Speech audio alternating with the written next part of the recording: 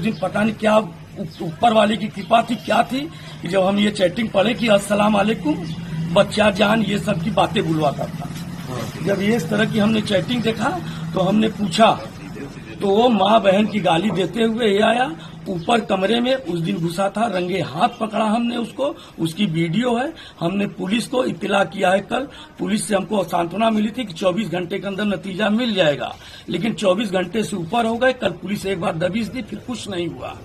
उसके बाद अभी मैं अपने काम से गया था कहीं, अपने मित्र के यहाँ बैठकर बात कर रहा था तो अभी हमारे मोबाइल स्विच ऑफ था। मेरे मित्र पर फोन गया कि कहाँ आप हैं, यहाँ आतंक मच गया है, यहाँ सारे मुसलमान हावी हो गए। उनकी वाइफ और इनके जो गार्जियन है वो हट गए और यहाँ सारे गार्जियन, यहाँ औरतें सब लोग इकट्ठा होके मेरे परिवार पर हमला कर दिया।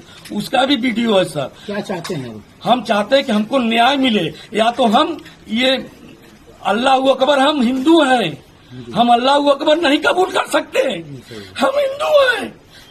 आपकी कितने साल की बच्ची है? हमारी बच्ची 14 साल की है।